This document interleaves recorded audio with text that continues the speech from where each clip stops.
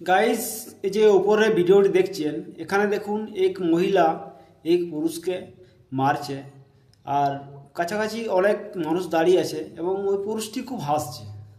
তার কারণ কি? অ্যাকচুয়ালি এরা দু স্বামী স্ত্রী, এদের আজ ডিভোর্স হওয়ার কথা ছিল। তো ওই দাদাটি কি করেছে, মানে ওর মানে ওর নামে যা সম্পত্তি ছিল, জমি জায়গা, ব্যাংক ব্যালেন্স, প্রপার্টি, সমস্ত সম্পত্তি যা ছিল ওর মায়ের নামে লিখে দিয়েছে। ওর মায়ের নামে ট্রান্সফার করে দিয়েছে।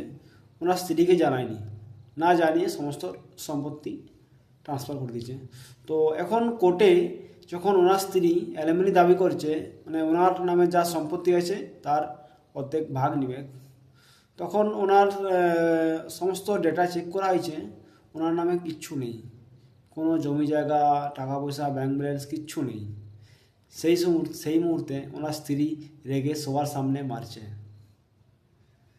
তো ওই দাদাকে স্যালুট জানাই এই কাজটি করার জন্য। তো খুব ভালো কাজ করেছে। তো আপনার কি মনে হচ্ছে, কাজটি ভালো করেছে না খারাপ করেছে? কমেন্ট করে অবশ্যই জানান আপনার মতামত।